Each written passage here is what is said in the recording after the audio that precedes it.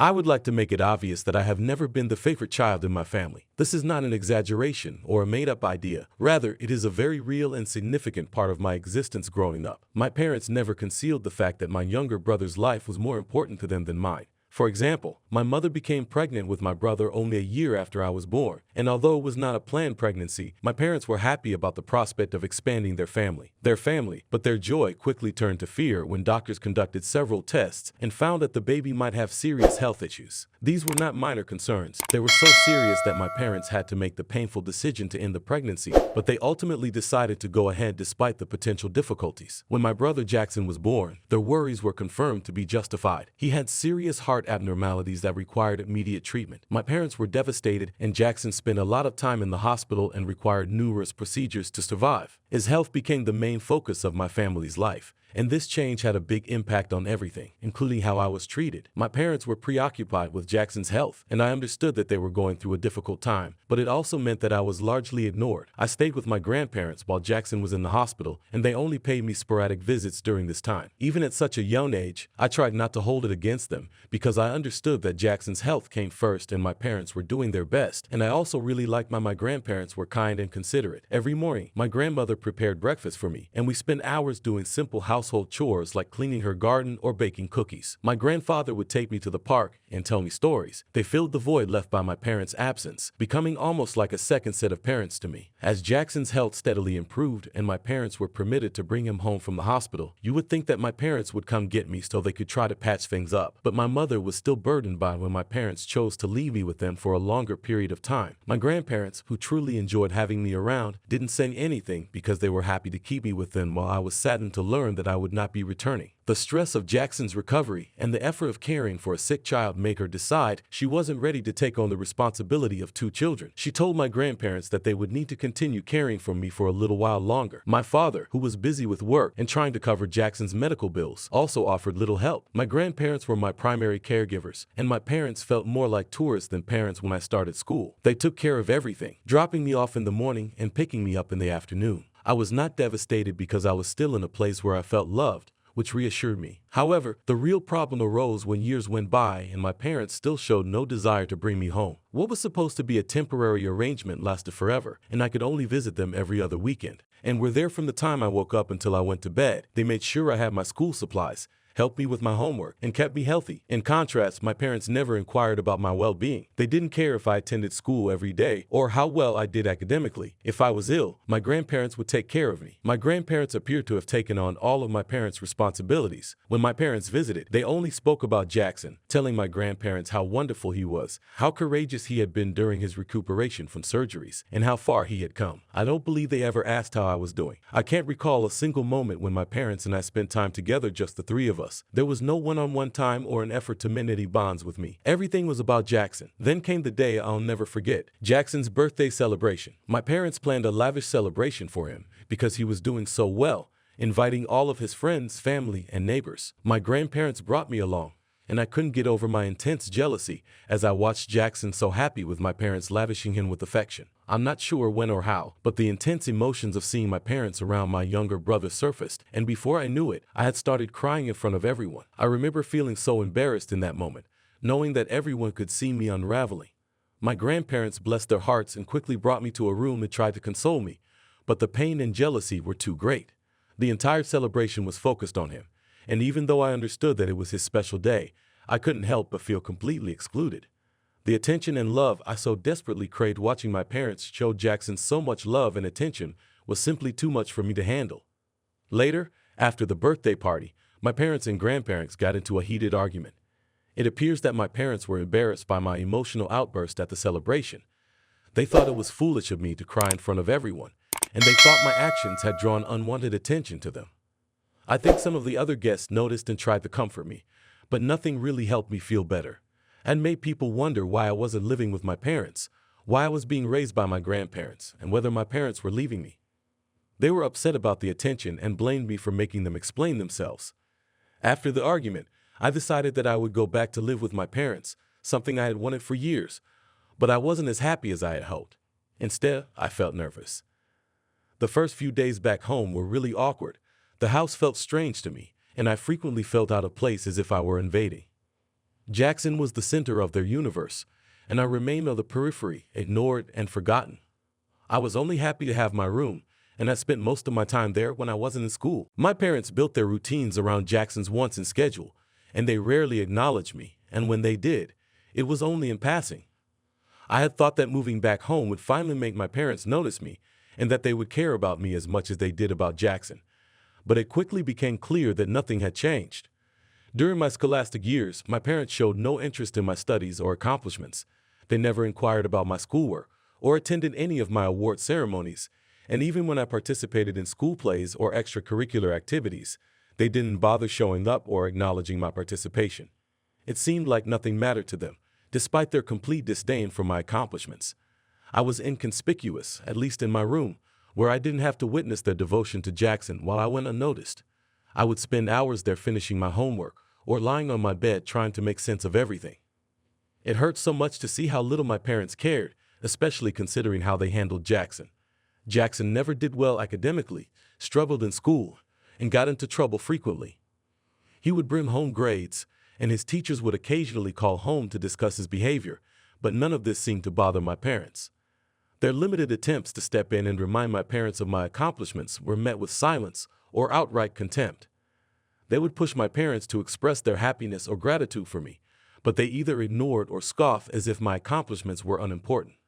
When I finally graduated high school and was accepted to college, I was lucky to receive a partial scholarship, but even though it only covered part of the fees, I was worried about how I would handle the remaining bills.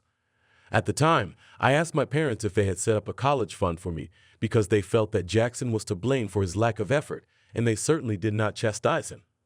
If he ever managed to score even nearly average on a test or accomplish something minor, they would praise it as if it were a monumental feat. It was painful to learn that my parents continued to ignore me. While most parents are happy and proud to help their children transition into adulthood, mine were essentially telling me I was on my own. I knew the answer, but I felt compelled to ask anyway. They quickly told me that all of the money they were saving was for Jackson, stating he was the youngest and would need to be cared for in the future. My father openly told me that I needed to learn how to take care of myself as the oldest, and he did offer to help me apply for an education loan, which I would then be responsible for repaying once I found employment. When my grandparents finally told me that I didn't need to worry about college, I was shocked because I couldn't believe anyone cared enough to do this for me. I cried with excitement because, for the first time, I felt truly supported. It was surreal because no one had ever gone to such lengths to protect me. Fortunately, my grandparents saw this coming and took steps to ensure that I could attend college without financial constraints. They had been quietly planning for my future and had secretly established a trust fund for me years before they did. My grandfather gently explained that they had chosen to care for me because my parents had always favored Jackson. They said that they had seen for years how I had been ignored and wanted to give me a fair chance to thrive without being held back naturally. This did not sit well with my parents, who felt it was unfair and quickly got into a heated argument with my grandparents. However, they did not share my excitement or relief over the trust fund that my grandparents had established for me. Instead, they were delighted for Jackson. My grandparents were accused of favoritism and demanded that Jackson, being the youngest in the family, should receive his fair share of the money.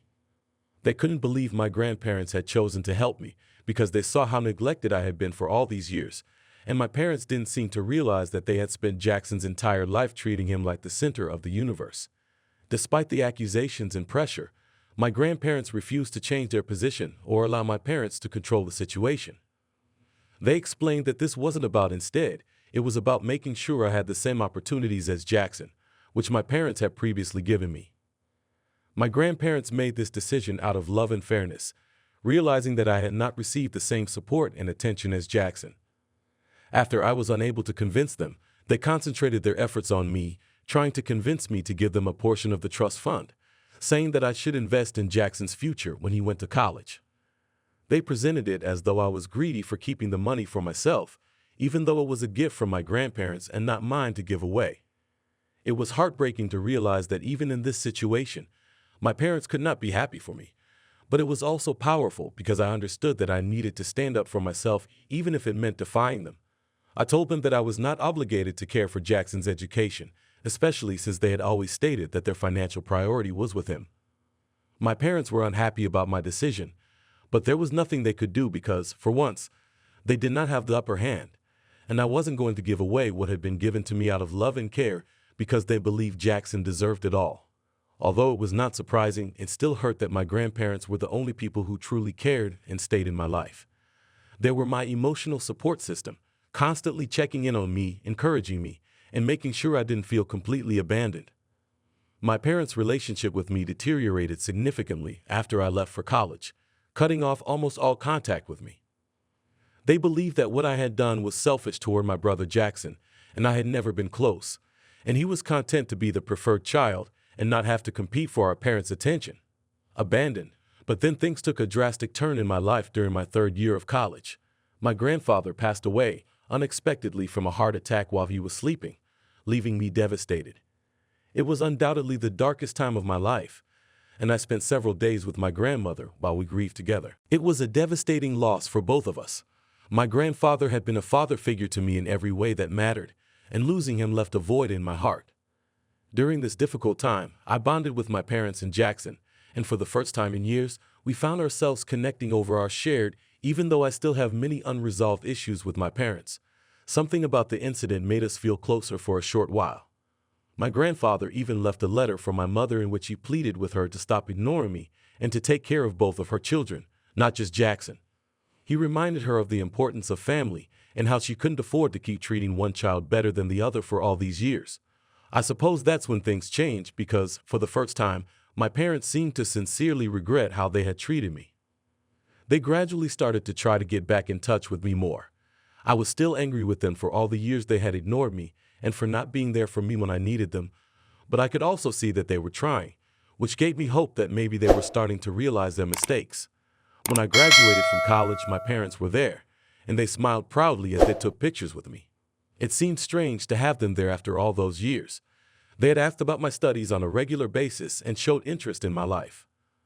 My grandma and I went out to lunch to celebrate after my parents' Jackson ceremony, even though they hadn't even acknowledged my accomplishments. It was one of the few times I felt like we were a family, even if it was only for a brief moment. That small gesture of recognition meant more to me than words could express. This year, after landing my first real high-paying job and receiving my first large salary, I wanted to do something special to celebrate the occasion. I reasoned that since I hadn't spent much time with my parents growing up, I wanted to surprise them with something special. I wanted the cruise trip to be a surprise for my parents, so instead of calling to let them know, I made a reservation at a fancy, pricey restaurant where we could eat and celebrate. When I called to invite my parents, they seemed excited, even thrilled, to visit the restaurant. Meaningful, a cruise excursion only for the three of us. There were no distractions or obligations, simply quality time together to make up for what we had missed over the years. Deep down, I knew I wanted their attention even after all these years of feeling overlooked. They said they would be there on time, but when I got to the restaurant on time, my parents weren't there. I tried to give them the benefit of the doubt, thinking maybe they were stuck in traffic or running a little late, but after 15, 20, and 30 minutes, I started to get anxious. I called them multiple times, but they didn't pick up until the sixth time, when my father remarked casually that they were finishing up some last-minute errands and would be at the restaurant shortly. I waited for them at the table, and the waiter kept coming by to check if the rest of my group had arrived. An hour went by, then almost 2 hours, and finally, after my 15th attempt, my father answered the phone.